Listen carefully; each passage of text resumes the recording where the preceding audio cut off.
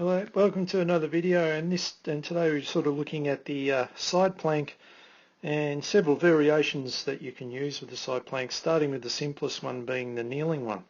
And ironically, the kneeling one is probably the most effective, besides probably the last one. But anyway, let's get into it.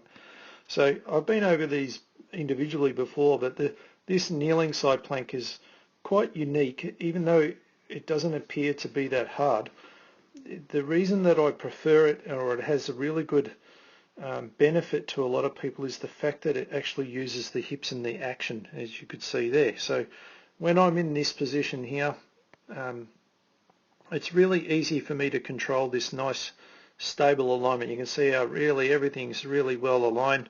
Obviously the exercise is known for its targeting of the obliques, but it's so much more than that. There's really hammers the lower abdominals.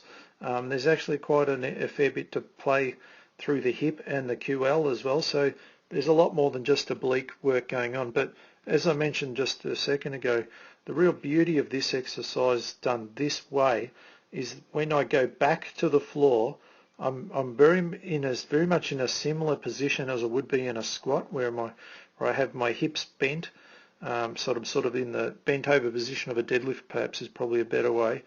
And then when I have to move forward. So you can see in that moving forward actually opens up my hip, but I actually have some degree of glute activation. So you can see how my knees come apart. So it just is natural. I'm not clenching the glutes. It's just a natural feel to it. So as much as I get all the benefit of everything else, the obliques, the lower abdominals, the QL, the hips playing a role, I'm actually getting the glutes involved. So it's actually quite an integrated exercise, even though it looks like it's isolated. Now, the progression is obviously moving into using the body more as a lever, so taking the knees out of it. And this is where, like, I'm definitely going to add a hell of a lot more tension through the abdominal region by going on this, and this is the Mcgill version of the side plank as well, so where I've got both feet leveraged on the ground. In a second I'll do the other version, but obviously by having my knees on the ground, I've got a lot more lever to that, basically the gravity trying to squash me here. So it does give a lot more work into the abdominal region. However, I feel it lacks what it gains in there, it loses in movement, and I'd rather focus more on the movement. So it's not like it's a terrible exercise. I just probably get more advantages from the other version. So and on the other, because a lot of people ask me what's the difference between doing it that way and this way, which I'm going to have the feet stacked upon each other. Not really a lot of difference, to be honest, but it does. I do prefer Mcgill's version with the feet, which was the previous one, than this one. It just gives a little bit more of a stability feeling.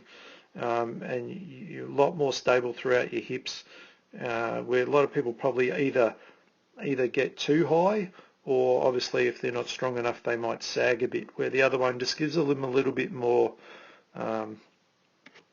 control, I suppose is probably the best way of saying it. Now, you'll obviously see some people, a lot of this is popular in Pilates and classes, where they'll take the top leg off. It's almost like a side leg raise for the glutes, and then even extending the top arm up to the ceiling as well. We might see, just to try and minimise how much ground support you have, and just maximising leverage, I suppose, and it just adds extra core control and a lot more strength. So in this position, a lot more to do. Again, I question the function of this. Just because it's annihilating your abs doesn't necessarily mean it's improving anything that you need. You could also go from being an elbow position into like a hand position, so almost like the push-up.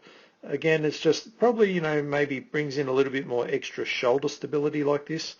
But again, as much as it hammers the abdominals, I don't really see as much value in it as many people might think.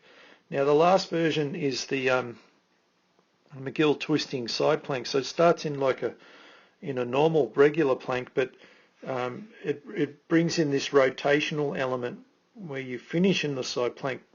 Neither of these, this exercise is not about the starting point or the end point. It's actually more about how you get into the transition of twisting. So when you go to lift the arm off the floor, what's your strategy for stabilizing through the hip? All right, so it's when I'm in this point here and I'm right about to lift my right arm off the floor that you don't want to see any lateral pelvic tilting happening through here. So I should stay quite neutral while I've just got one arm. So there's like a real torsion effect. And then as I've lifted it, then I naturally just twist around into the side plank.